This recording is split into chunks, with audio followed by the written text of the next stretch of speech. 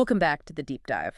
We're the show that takes a whole stack of sources and boils them down for you. And today, we're stepping away from the, let's say, elegant math of cryptography. Right. We're getting into the weeds, the messy reality of actually implementing these things. Yeah. This whole deep dive is about what we're calling the designer's mind. Okay. It's about understanding why these incredibly complex security systems can, well, just completely fall apart because of really subtle mistakes. Often they're not even crypto mistakes per se. Yeah, our sources today, they cover everything from, classic crypto engineering books to analyses of, modern cyber conflicts. And they all point to the same thing. You can have the most brilliant algorithm imaginable, but if some programmer somewhere forgets to make a variable unique or, mishandles a key... Oof. It's all gone. Yeah. Trillions of calculations rendered useless. Exactly. And the guiding idea here, something you see from cryptographers like Olmason, like Schneier, is that security through obscurity. That's a dead end. It just doesn't work. Right. Keep it secret, keep it safe. Doesn't apply here. Not at all. Real security comes from simplicity, from transparency, from having lots of eyes look at something. Public scrutiny. It rests on using algorithms that have survived these long, tough standardization processes. So if you're building a product and think, hey, I'll just invent my own crypto. Stop. Stop right there. You're almost certainly, like 99.9% certainly, building in a fatal weakness. Okay, so that's our mission today. We're not hunting for some magic crypto formula. We're looking for the tripwires, the small, simple errors that have historically brought down really high-stakes systems. We're talking DES, but also modern protocols, even industrial control systems. We're dissecting the anatomy of the security blunder, understanding how things break in the real world. Okay, let's start right at the foundation. Why can we even trust sending anything sensitive digitally? What's the core idea? It really boils down to a specific kind of math problem. Problems that are super easy to compute one way, but practically impossible to reverse without some secret piece of information, usually a key. We call these one-way functions, or OWFs. One-way functions, that's the bedrock. That is the entire engineering foundation, yeah. Think about it. Computing, Fayexaler. Yeah. Trivial fast. But if I only give you the result, finding the original input $6, that needs to be computationally intractable. Intractable meaning? Meaning it would take, the world's fastest supercomputer longer than the age of the universe to figure it out. That hard. Gotcha. And the classic example everyone uses here is factoring, right? Multiplying big numbers. Exactly. It's the easiest one to visualize. Take two huge prime numbers, plaid, multiplying them together to get $1 equals PQ. Your phone can do that instantly. That's the easy direction. Right. But now if I just give you that big number, $, that's the integer factorization problem. And if pad and dollars are big enough and chosen correctly, it's infeasible. And that's what things like RSA encryption rely on. That's the core security assumption for RSA. Yep. Its entire strength rests on factorization being hard. Okay, so that's one pillar. What's the other big one? You mentioned discrete logarithms. Sounds complicated. It underlies a lot of modern stuff, like Diffie-Hellman key exchange, elliptic curves, the elevator pitch. It's about exponentiation, but in a special kind of math called a finite field. Think of it like clock arithmetic, but way more complex. Okay. Calculating, say, $d raised to the power of $6, modulo some prime piece, so dbxl is a gsex, gbus, mod poat. That's fast. You're just doing repeated multiplications and taking remainders. Easy enough. But going backwards, if I give you the result, px, and ask you what was the exponent, $6. That's the discrete logarithm problem.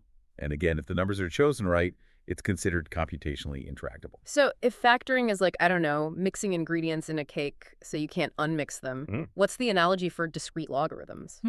Maybe imagine spinning a roulette wheel. A secret number of times, $6. Calculating the final position after 6 spins is easy.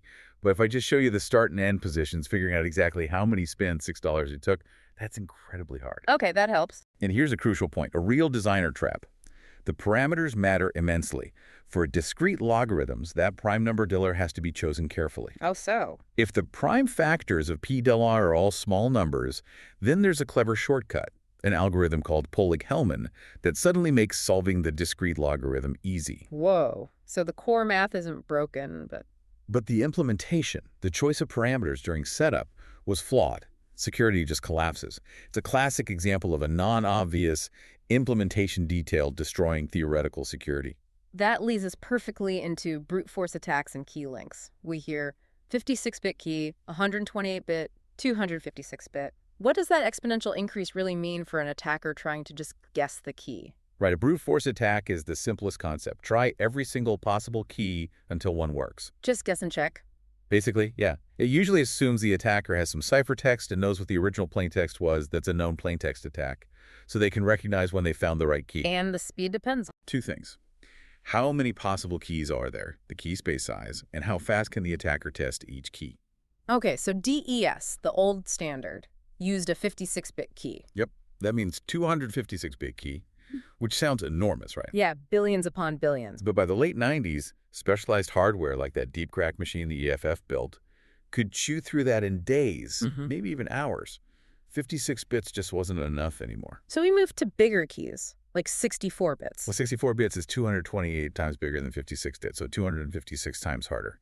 But the real jump was to things like 128-bit keys like AES uses. And that's where the numbers get kind of astronomical. They really do. Let's put it this way. Imagine you have a hypothetical supermachine that could crack a 64-bit key in, say, one day. Just one day. Okay, impressive machine. Now, how long would that same machine take to crack a 128-bit key? Twice as long. No, wait, it's exponential. It would take 264 days. 2 to the power of 64 days. Yes. That number it's vastly larger than the current estimated age of the universe. Many, many times larger. Wow. Okay. So that exponential growth is everything. It's the whole point. You increase the key length to push the time required for a brute force attack way beyond anything practical. Beyond the lifetime of the data, beyond the lifetime of the attacker, beyond the lifetime of the solar system, ideally. So we're not achieving perfect, unbreakable security. We're just making it ridiculously expensive and time-consuming. Exactly. Which brings us to the difference between computational security and, well, the theoretical ideal, unconditional security. Unconditional security. That sounds like the dream. It is. It means a system is mathematically unbreakable, period. Doesn't matter how much time the attacker has, how much computing power, how much memory, it cannot be broken. Does anything actually achieve that? Yes, one system does. The one-time pad, or OTP. The one-time pad. I've heard of that. The idea is simple. You have a secret key that is perfectly random, used only once, and is exactly the same length as the message you want to send. You XOR the key with the message. And because the key is truly random and unique, given only the ciphertext, every single possible plaintext of that length is equally likely. There's zero information leaked. It's perfect secrecy. Okay, so why aren't we all using OTPs for everything? Emails, banking, everything. The practicalities are just killer. That key, it has to be perfectly random. Okay, hard, but maybe doable. It has to be unique for every single message. Okay. And crucially, it must be exactly as long as the message. So for a movie file, you need a key that's gigabytes long. A perfectly random, unique key that you somehow have to securely share with the recipient before you send the movie. Okay, yeah, I see the problem. The key management is impossible at scale. Totally infeasible for most things we do today. The logistics are a nightmare. So the reality is computational security. That's what almost every system relies on. It's theoretically breakable if you had enough time and resources. But enough time means those trillions of years we talked about. We're betting that breaking it is just too expensive, too slow to be worth it. Exactly. We're making a practical bet against the attacker's resources and the progress of computing power, like Moore's Law. It's strong, but it's fundamentally time-limited protection. Okay, let's shift from the high-level math hardness to the actual mechanics. Block ciphers. This is where data gets chopped up and shuffled around, right? And where implementation details really start to bite. Definitely. A block cipher, like DES or AES, essentially defines a massive key-dependent permutation. It takes a fixed-size block of input, say 64 bits for DES or 128 bits for AES, and scrambles it into a unique output block of the same size. It's like a super complex Rubik's Cube, but the solution changes with the key. That's a decent analogy, yeah. Yeah. It's a highly structured process of substitution, swapping bits around based on tables, and transposition, shuffling the order of bits. And DES, the old workhorse, had a pretty controversial start, didn't it? People didn't fully trust its design. Oh yeah, big time controversy. The main skepticism was around the S boxes, the substitution boxes. These are the core nonlinear components, the real heart of the cipher scrambling power. What was the issue with them? IBM, who designed DES with input from the NSA, claimed the specific structure of these S boxes was the result of something like 17 man-years of intense internal cryptanalysis to make them resistant to attacks nobody else knew about yet. Okay. But they wouldn't share that analysis. Nope. They kept the design criteria secret, which understandably made the academic and commercial crypto community very nervous. It sounds like that security by obscurity thing you mentioned earlier. Exactly. The fear was, did the NSA hide a secret weakness, a trapdoor, in these S-boxes that only they know how to exploit? Or maybe they just weakened it against attacks like differential cryptanalysis, which it later turned out the NSA did know about years before the public. Sneaky. Hell, it's their job to be sneaky, I suppose. But the mechanics inside DES were complex anyway, dividing plaintext, 17 rounds of XORing with key bits, running things through that nonlinear F function with the S-boxes, more XORing. Every step is a potential place for a subtle flaw or an unexpected interaction. And sometimes, trying to be clever introduces flaws. Our sources mention a variant, XDES1, trying to be faster than standard triple DES. Right, so triple DES just runs DES 3 times with different keys, which is slow. XDES1 was an attempt to use a theoretical construction, the Luby-Rakoff framework, to build a secure cipher from DES that was faster. The idea is sound in theory. Use a secure building block to make something bigger and hopefully still secure. What? But this specific construction, XDES1, fell victim to a classic attack, the meet-in-the-middle attack. Okay, you mentioned that before with key lengths. How does it apply here? How does trying to optimize break it? So meet in the middle works well when you have steps separated by different keys, let's say key 1 and key 2. Instead of trying all $2 combinations of both keys. It's huge. Right. The attacker takes a known plaintext ciphertext pair. They encrypt the plaintext with every possible value of key 1 and store all those intermediate results in a massive table. Okay, building a big list. Then they take the ciphertext and decrypt it with every possible value of key 2. They look for a match between the results from the first step, encryption with K1, and the second step, decryption with K2. Ah, where the forward path meets the backward path. Exactly. When they find a match, they've likely found the correct K1 and K2. The total work is roughly 2 tanies plus 2 K-dal, which is way, way less than 2 tan the kilo. For XDES1, this optimization completely negated the benefit of using multiple keys, making it much easier to break than intended. The design shortcut created an algebraic vulnerability. A perfect example of theory versus practice.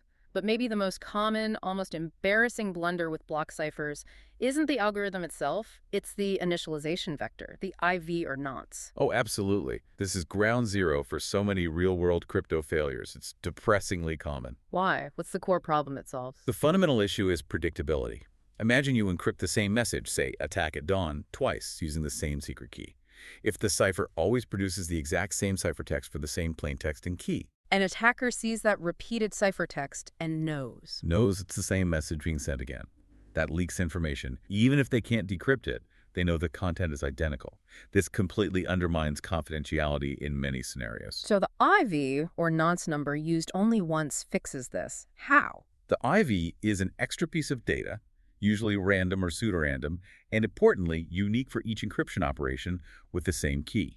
It's fed into the encryption process, along with the key and the plaintext. It doesn't have to be secret.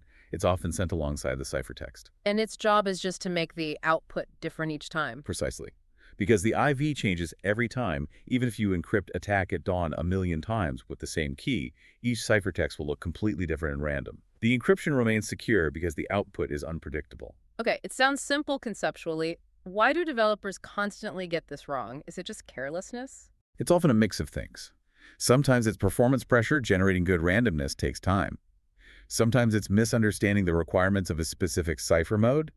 Maybe they reuse an IV within a single session, thinking it's safe. Or they use a predictable IV, like just incrementing a counter, which can also be bad. What happens if you reuse an IV with the same key? Disaster.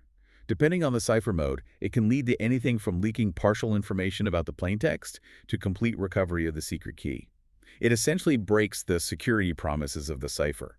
It's a catastrophic rookie mistake, but it happens all the time. Which explains why the modern standard is AEA-authenticated encryption with associated data. It forces the issue. Pretty much. AED combines confidentiality, encryption with integrity, making sure the message wasn't tampered with. And the standard interface, like AEK, PAAN, explicitly requires that nonce, none dollar. It's built right into the function call. It's designed to make it harder to forget or misuse the nonce. Okay, quickly then, what about stream ciphers? How do they differ in handling this randomness aspect? Stream ciphers work differently. Instead of chopping data into blocks, They generate a long sequence of pseudo-random bits called the key stream. Like a one-time pad, but pseudo-random. Kind of, yeah. This key stream is then simply XORed with the plaintext, bit by bit, to produce the ciphertext. The security hinges entirely on the unpredictability of that key stream, And how is that key stream generated? often using things like linear feedback shift registers, LFSRs. Think of them as registers that shift bits along, with some bits being tapped off and fed back into the input via XOR gates. Combining the outputs of multiple LFSRs in complex ways, like in the alternating step generator, is key. The goal is to make the output sequence look random and have an incredibly long period before it repeats. So if the key stream generation is flawed or predictable, The whole system collapses. If an attacker can predict the key stream, they can just XOR it with the ciphertext to recover the plaintext directly. Game over. okay, so we've covered confidentiality, keeping secret. But the other crucial half is integrity, right? Making sure the data hasn't been messed with. And that's where hash functions come in. Absolutely. Hash functions, SHA-256, SHA-3, Blake-3, they're like the Swiss Army knives of cryptography. Incredibly versatile. What do they actually do? They take an input of basically any size, could be a single byte, could be a massive file, and they crunch it down into a fixed size output called a hash or digest, usually something like 256 or 512 bits. And that output looks random. It should look random, yes. And crucially, it should be practically impossible to find two different inputs that produce the same hash output. That's collision resistance. Yeah. And it should be impossible to figure out the input just from the output, pre-image resistance. Where do we use them? Everywhere. Verifying file downloads, storing passwords securely. You store the hash of the password, not the password itself. Creating digital signatures, message authentication codes, even in key agreement protocols. Your browser's using them right now to verify website certificates. Okay, super important. But just like encryption, you can use a strong hash function badly, right? You mentioned message authentication codes, MACs, and a specific blunder. Yes. The classic weak MACE instruction is often called the secret suffix method. Secret suffix. Yeah, the idea seems intuitive, but it's flawed. You calculate the MAC for a message $6 using a secret key $N by simply doing $1 Babels gets HXK. So you hash the message concatenated with the secret key at the end. Seems reasonable. The secret key is mixed in at the end, protecting everything before it. That's the flawed intuition. The problem lies in how many common hash functions, like SHA-256, work internally. They're iterated hashes. They process the input in fixed-size blocks, updating an internal state after each block. Yeah. The vulnerability is that an attacker doesn't need the key hours to exploit this. They can work offline and find two different message prefixes, $6 to $, that happen to produce the exact same internal hash state before the key hour is processed. How hard is that to find? It's vulnerable to a birthday attack. Finding such a collision takes roughly operations, where nullers is the hash output size, like 256 bits. That's way faster than a brute force attack trying to guess the key. Okay, so the attacker finds these two messages, $6 and $6 that collide internally. Then what? Then they wait. Suppose they see a legitimate MS, calculated as XK, for the original message. Because $6 lead to the same internal state, when the final block containing the key dollars is processed, the final hash output will be identical. So XK will equal... Exactly. The attacker can now take the known MS for message $6 and claim it's the valid MSE for their different message dollars. The receiver computes XK and it matches this dollar. The forgery is perfect, undetectable. Wow. So the structure of the hash function itself enables this attack if you just tack the key on the end? Precisely. It shows that even if the underlying compression function, the part that processes one block, is secure, the way you iterate it matters hugely. A secure compression function is necessary, but it's not always sufficient for a secure overall hash function construction like MAC. You need constructions like HMAC, which are specifically designed to resist these kinds of attacks. That makes sense. Okay, moving on to digital signatures. This is where we combine hashes with private keys to prove who sent something. Right. Signatures provide authenticity and non-repudiation. You hash the message, then use your private key in some way, depending on the algorithm like RSA or ECDSA, to create the signature. Anyone with your public key can verify that only you could have created that signature for that specific message. Our sources talked about the evolution from RSA full domain hash, FDH, to the probabilistic signature scheme, PSS. What does that tell us about the designer's mind? It tells us about the increasing demand for provable security. FDH was simpler. Hash the entire message, then apply the RSA private key operation.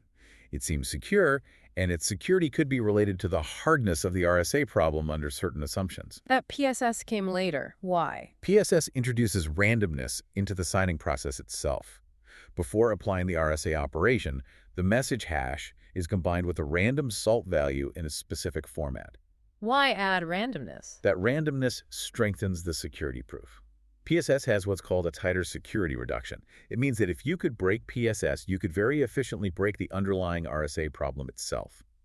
The security of the scheme is more directly and strongly tied to the assumed hardness of the underlying math. So it wasn't that FDH was known to be broken. Not necessarily, but the proof for PSS was stronger, more convincing. It gave higher confidence. The design philosophy shifted towards demanding these rigorous proofs, not just relying on the absence of known attacks. It's about building defenses against attacks we haven't even thought of yet. Building for the future. That's smart. But even with all this rigor, surprises happen. The sources mention that even well-established signature algorithms like RSA can be vulnerable to things like key substitution attacks. Key substitution? What on earth is that? It's a pretty subtle and surprising attack. It exploits the mathematical structure. Basically, an attacker takes a valid message and its signature created with a specific public-private key pair. Okay. They can then, under certain circumstances, mathematically derive a completely different public-private key pair. A fake key pair. Yeah, a new pair, such that the original signature on the original message also validates under this new public key. Whoa. So the signature seems valid, but it's tied to a key that the original signer never possessed. Exactly. There's also a variant called a message key substitution attack, where they can sometimes create a new key pair and a new message, and the original signature validates for that new message under the new key. That's deeply counterintuitive. A signature should be tied to one key and one message. You'd think so. It highlights how complex interactions can arise, and how assumptions about how these primitives should behave can be violated in unexpected ways. It's a constant reminder that you need deep expertise to deploy crypto safely. Okay, this next section is critical. We're moving away from the crypto algorithms themselves and into pure software engineering failures. Things that happen in the code, often having nothing directly to do with the crypto math, but that completely destroy security. Top of the list. Buffer overflows. Ah, the old classic. Buffer overflows have been a thorn in the side of security for decades, especially in languages like C and C++ that don't automatically manage memory boundaries. So what is it, just writing past the end of an allocated space? Pretty much. Yeah. You have a buffer, a chunk of memory set aside to hold data, say 100 bytes. If the program tries to copy 150 bytes of data into that buffer using an unsafe function like Scrappy without checking the length first, It just keeps writing. it keeps writing right past the end of the buffer, overwriting whatever happens to be stored in the adjacent memory locations. And if an attacker controls that oversized input data, what's their goal? If it's a stack overflow, overflowing a buffer allocated on the function call stack, the prime target is usually the function's return address. The return address. Yeah, when a function is called, the processor needs to know where to go back to when the function finishes. That return address is stored on the stack, typically above local variables and buffers in memory. So the overflow writes past the buffer. Climbs up the stack and overwrites that stored return address with a different address, one that points to malicious code. The attackers manage to place somewhere else in memory, maybe even within the overflow data itself. And when the function tries to return? Bang. Instead of going back to the normal program flow, it jumps straight into the attacker's code, the shell code. The attacker now controls the program. That sounds devastatingly effective. How do systems defend against this? It seems like a fundamental flaw. Systems have definitely evolved defenses. Since Windows XP/SP2, for example, compilers have options like the GS switch.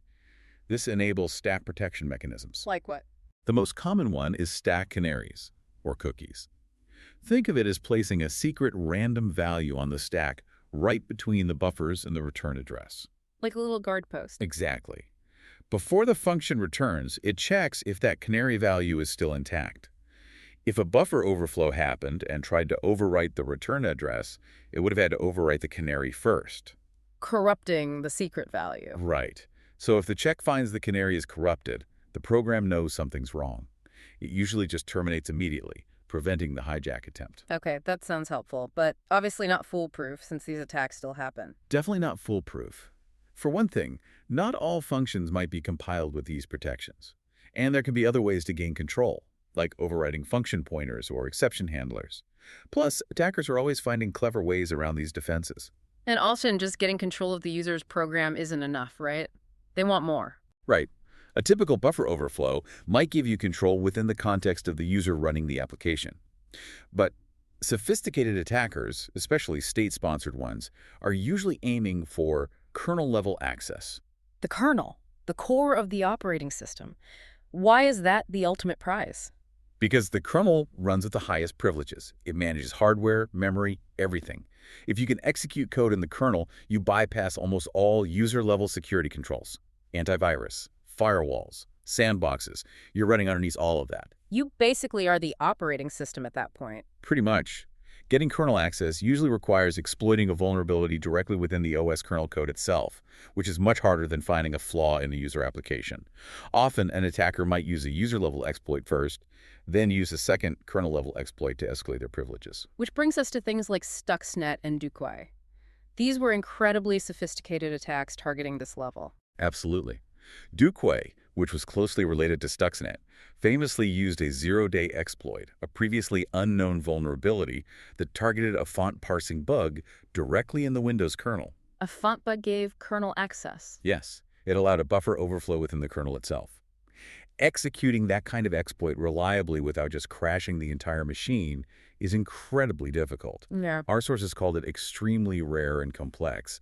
Duquo achieved that deep level of access, bypassing standard protections. And Stuxnet, while maybe using less exotic initial exploits like that LNK vulnerability. Right, Stuxnet used several exploits, including some zero days, but its real innovation was what it did after getting access. It wasn't just about controlling the Windows machine. It targeted the industrial control systems, the PLCs. Exactly. Programmable logic controllers, the specialized computers that run factories, power plants, centrifuges.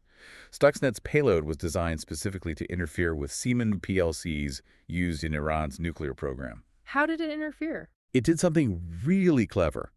It didn't just crash the PLCs. It intercepted the legitimate control commands being sent from the engineering workstations via a specific Siemens DLL file to the PLCs. Okay. It would then subtly modify these commands or replace them entirely with its own malicious logic before passing them on. Meanwhile, it would send fake sensor readings back to the control station, making everything look normal. So it was telling the physical machinery to do one thing while telling the human operators everything was fine. Precisely. It made the centrifuges spin too fast or too slow, causing physical damage, all while hiding the malfunction.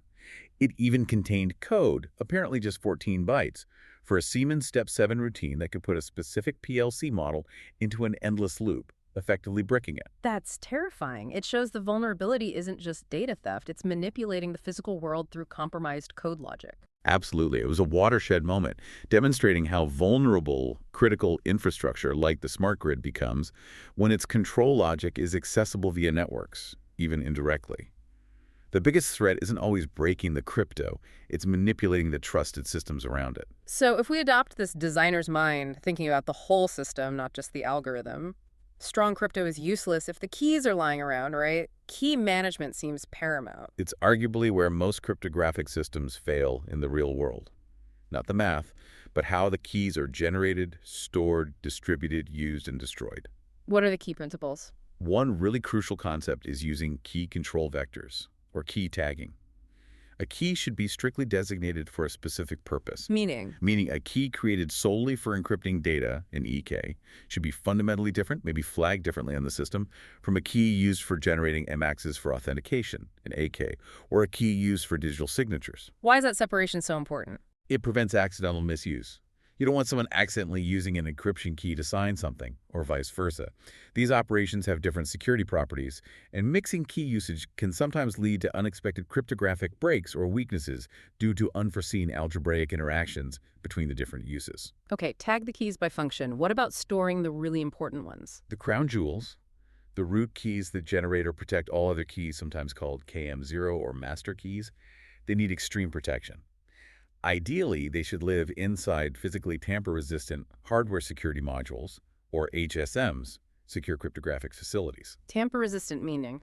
Meaning, if someone tries to physically break into the module to extract the key, it's designed to detect that and destroy the key material first. And the cardinal rule for these top-level keys is often, They should never be readable or exportable once generated or installed. They can only be used inside the box. Exactly. The module performs the cryptographic operations internally, using the key, but the key itself never leaves that secure boundary. It creates layers of physical and logical security. You don't want your entire system's trust anchored on a key file sitting unprotected in main memory or on disk. Makes sense. Now let's talk about protocol integrity. Setting up the secure channel itself. Diffie-Hellman is the classic way to agree on a shared secret key over an insecure line, right? Yes, Diffie-Hellman and its elliptic curve variant, ECDH, is brilliant for key agreement. Alice and Bob can compute a shared secret without ever sending the secret itself over the wire. Anyone listening in only sees public values being exchanged. But it has a famous weakness. It does. Mhm. By itself, Diffie-Hellman offers no authentication. It doesn't prove who you're talking to. This leaves it wide open to a man-in-the-middle attack. How does that work? Imagine Alice wants to talk to Bob. Eve, the attacker, sits in the middle of their communication channel. Alice sends her public Diffie-Hellman value towards Bob. Eve intercepts it. Eve then sends her own public value to Bob, pretending it came from Alice. Bob sends his public value back towards Alice. Eve intercepts that too. And then Eve sends her own public value to Alice, pretending it's from Bob. So Eve is talking to both of them, impersonating the other. Exactly. Alice computes a shared secret using her private value and Eve's public value, thinking it's Bob's. Bob computes a different shared secret using his private value and Eve's public value, thinking it's Alice's. They both think they have a secure channel. But Alice is actually sharing a secret key with Eve, and Bob is sharing a different secret key with Eve. Eve now sits in the middle, decrypting messages from Alice with Alice's key, reading them, maybe modifying them, then re-encrypting them with Bob's key and sending them on, and vice versa. And Alice and Bob are completely unaware. Totally unaware. They think they're communicating securely and directly. So Diffie-Hellman is only useful if you already know you're talking to the right person, or if you add something else. Precisely. You need to wrap it in an authentication layer. Modern protocols like TLS, which secures HTTPS, use Diffie-Hellman for key agreement, but they combine it with digital signatures, using certificates, to verify the identity of the server and sometimes the client. Authentication is essential. This also relates to just basic data integrity when using encryption, doesn't it? Even if you have the key shared securely. Yes, some basic encryption modes don't provide any integrity protection on their own. The absolute worst is ECB, electronic codebook mode. Why is that so bad? Because it encrypts each block of plaintext independently with the same key. If two plaintext blocks are identical, their ciphertext blocks will also be identical, linking information. Worse, an attacker can cut, copy, and paste ciphertext blocks, rearranging them or substituting them, and the decryption will still produce valid, though now nonsensical or malicious, plaintext blocks. The receiver has no way to detect the tampering. So you could reorder encrypted bank transactions or something? Potentially, yes. Even modes like CBC, cipher block chaining, which are much better, only offer limited protection against certain kinds of tampering. An attacker might still be able to flip specific bits in the plaintext by carefully flipping bits in the ciphertext. So the rule is? The rule is, encryption alone does not guarantee integrity. If you need to ensure the data hasn't been modified, you must use a separate dedicated integrity mechanism alongside the encryption. Usually that's a MAC, like HMAC, or an authenticated encryption mode, like AEAD, that combines both. Never rely on encryption alone to detect tampering. Got it. Okay, one last concept from the sources, and this one feels a bit more philosophical. Designing for plausible deniability. Under duress. Yeah, this is moving into some pretty advanced and maybe niche design considerations. It's about protecting the user even if the cryptography itself is compromised, specifically if the user is coerced into revealing keys. Like arrested and forced to decrypt their data. Exactly. The goal is to design a system where Alice can give the authorities a key which decrypts the ciphertext into some plausible, innocuous-looking dummy message, while her real sensitive message remains hidden, protected by a different secret key she doesn't reveal. And her communication partner, Bob, needs to be in on this plan. Yes, they need a coordinated alibi. The sources mentioned a naive idea of just intertwining bits of the real message and a dummy message, but that's likely fragile. What's a better approach? A more robust method involves using the ciphertext itself to help generate the decoy key. Let's say Alice has her real message $P and a plausible dummy message $. She somehow combines them, maybe compresses dollars and concatenates dollars to get Poly, and encrypts Poly using her real secret key dollars, producing ciphertext dollars. She sends the dollar to Bob. Okay, standard encryption so far. Now, after sending dollars, both Alice and Bob independently calculate a dummy key, deliberative key, and they calculate it using a formula that involves the ciphertext dollar and the dummy message dollar. For example, maybe ain C A plus D, if tum and dollars are the same length, like a one-time pad scenario. Why generate the dummy key that way? Because now, if Alice is captured and forced to give up a key, she gives them dollars. When the authorities use dollars to decrypt dollars, perhaps via SDLK, what do they get? They get LE days plus CBLD, which simplifies to just dollars. Exactly. They decrypt the ciphertext and recover the innocuous dummy message DEO dollars. Alice has a plausible story. Yes, that's the message I sent. Bob has the same story if he's caught, and the key dollar looks mathematically valid for producing dollars of dollars. The real key dollar, which reveals the sensitive message doer, is never revealed. That's really clever, designing the protocol not just to protect the data, but to protect the user's alibi. It's a different level of thinking about threat models, not just hackers, but coercion. Yeah. Hashtag outro. Yeah. So if we try to pull all these threads together, the big takeaway for anyone designing, building, or even just using systems that rely on crypto, it's really this. Security is so much less about inventing clever new math. We already have incredibly strong, well-vetted algorithms, thanks to decades of public scrutiny. Right, the building blocks are mostly there. They are. The real challenge, the place where things constantly break, is in the application. It's about diligent, almost obsessive attention to detail. Are your nonces truly unique every single time? Are you checking buffer boundaries? Are your keys properly managed, tagged, and protected? Is your protocol robust against known attacks like man-in-the-middle? It's the boring stuff that matters most. The secure system isn't necessarily the one with the fanciest algorithm, but the one that rigorously avoids all those seemingly small implementation mistakes. Exactly. And understanding that distinction between a secure algorithm on paper and a secure system in practice is crucial for everyone in our hyper-connected world, whether you're writing the code or just clicking send. Okay, so for our final provocative thought, something to leave you chewing on. Yeah, we saw sources mentioning something quite chilling about intelligence agencies and supply chains. Apparently, they monitor reports submitted to international bodies, like the IAEA, detailing the design specs and equipment orders for sensitive facilities. Think nuclear plants. They allegedly use this detailed information about required components and system architecture to booby-trap the devices and set up viruses in their control systems, essentially compromising the hardware or software before it even gets delivered by infiltrating the manufacturers or suppliers based on those procurement lists. Whoa, so the components are compromised before they even arrive at the supposedly secure facility. That's the implication. So the question is, if even the most sensitive, supposedly closed-off supply chains for critical infrastructure can potentially be compromised based on documented requirements and parts lists, how should that make us rethink our fundamental assumptions about trusted sourcing and supply chain security when we design any system that needs to be secure today? Can we ever really trust the hardware and software we're building upon? That is a deeply unsettling question to end on, something to think about. Thanks for joining us on The Deep Dive.